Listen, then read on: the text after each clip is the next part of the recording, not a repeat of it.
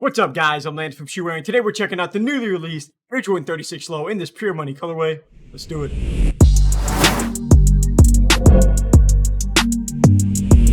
So as you can see, we are in week 3 of dealing with a fractured hand, and it looks like it's going to be on there for a few more weeks. So, because of that, all the performance shots and the action shots, they are going to be left-handed for this video, just so you guys know. But if this is your first time checking us out, feel free to drop a follow or subscribe wherever you're watching and give this video a like. We would greatly appreciate that. So starting off with the box and the price, these get the same white box as the original Jordan 36 release with that same 36 text on top. And I really do like that font too. I think it's really clean. Then as for the pricing, these actually came down $10. They're going to retail for $175 compared to the original release that was up at $185. So, it is going to be a little bit more on the pricier side, but it's Jordan's line, so you kind of have to expect that. So checking out the appearance for these, something I noticed whenever I put these next to the original Jordan 36 is that there really isn't much of a height difference between like the high and the low top release for this shoe. Like the LeBron 19 high and low, major height difference. For the Kyrie 8 high and low, major height difference. So I don't know if the Jordan 36 just wasn't as high of a model as I originally thought, or if these just really aren't that low, but they're still a really sick basketball shoe. Definitely one of my favorite looks to a basketball shoe on the market right now, like easily. And I love the Jordan 34s. I was a little bit in between on the 35s last year, but this 36 is just so nice. I'm always going to be partial to low top models, so I'm definitely feeling these 36 lows. So you're going to have a cool iridescent stripe kind of running along the midsole, which matches the original release. And I will say most of the shoe does kind of line up with the high version because they really didn't have to cut much off of this shoe. But they did move the Jumpman logo up a little bit and put it on the tongue on top of like somewhat of a speckled design. And then on the heel, you're going to get like this 36 text on that heel tab. And it's going to be the same text from the box. And then along with that is going to be a Jumpman and a Nike logo on there. And then over these past few models, Jordan has been including this Eclipse plate at the bottom where you can literally see through the middle of the shoe. I just think that's really sweet. Like, not a lot of shoes do anything like that. I'm pretty sure like the Nike GT Jump is the only one that I've played in that kind of has like a similar setup. But by now you get the point. I am sort of a fan of this Air Jordan 36 Low model. So now let's see how they hold up on it.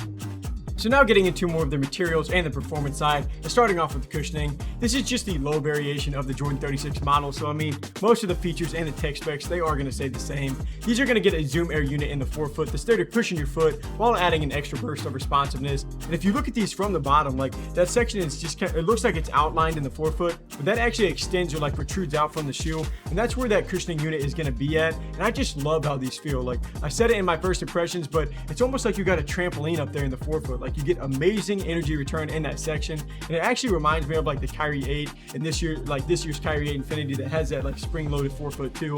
Kind of the same thing with the KD 15s, but I would say these are a step above the KDs. But the heel is going to feel nice too. It doesn't feel like there's necessarily anything lacking in that section at least. I wouldn't say the cushioning is going to be super balanced. Like the highlight is going to be in the front portion, but you get an all-around soft feel, and the impact protection is really nice just to go along with that. And the sock liner is a little bit more padded, and that's just going to enhance the comfort. So as you can tell, I think Jordan Brand did a really good job with this cushioning setup. They feel great on the court.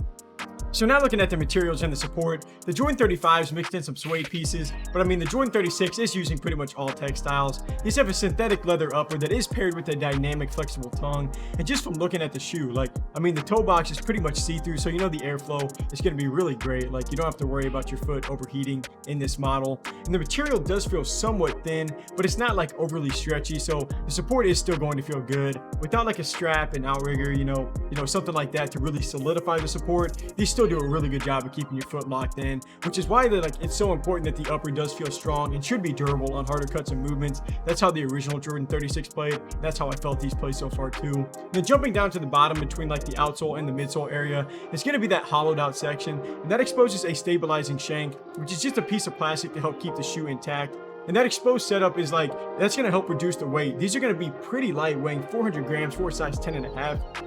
That's not bad at all, but that is only down 10 grams from the original Jordan 36, which was 410, something in that area. So that just kind of adds to the point that I was making earlier. These are lower, not by a lot. The shoe height is still going to be really similar, but the main takeaway from that part is just these aren't going to be heavy, because that has kind of been a knock on Jordan's shoes in years past, is them being a little bit on the bulky and heavier side. Nothing to worry about on these. To finish off with traction, these have a multi-directional traction pattern that's pretty much just like a traditional herringbone setup with the arrows kind of covering the entire shoe. And that's another spot that's going to match the high version of the Jordan 36. And the traction is yet another strong point on this shoe. Like whenever we were doing our squeak test, these are just catching the floor really well. And you can't kind of hear that a little bit as we were doing this. And then that's just exactly what I felt during my encore movements. Like any step backs, making cuts, I haven't felt any slipping at all. Like these just really grip the floor well. And then the outsole, it does have like a rubber that feels pretty durable. Like the cushioning is going to have you more than covered for like an outdoor surface. So it's kind of going to come down to if you want to use a $170 pair of shoes to hoop in outdoors or not. But I mean, the support and the cushion and the traction are going to have you covered there if you decide to. But to finish off with sizing, the length is going to be perfect, allowing for a little extra space at the end. And then it's going to be pretty standard for the width. Definitely not wide, but I wouldn't really call these a narrow model either. So I mean, as you can see, not a lot changed between the Jordan 36 whenever they cut it down to this low version. And that's for good reason. Like there really wasn't anything that needed to be fixed. For $10 cheaper, you get a shoe that excels in both cushion and traction. The materials are almost always nice within Jordan's line. That stays the same here. And the support holds up well for a shoe that doesn't have like any additional support features. So I'm a big fan of these as a performance model. There's a lot to like and really nothing to hate. Thank you guys for taking some time to watch. If you're interested in buying these shoes and you want to support our channel, just click the link here on screen, or we have links down below or in our bio for these shoes, so feel free to check that out. But that wraps up this review. Until next time, I'm Landon from Shoe Wear. Peace.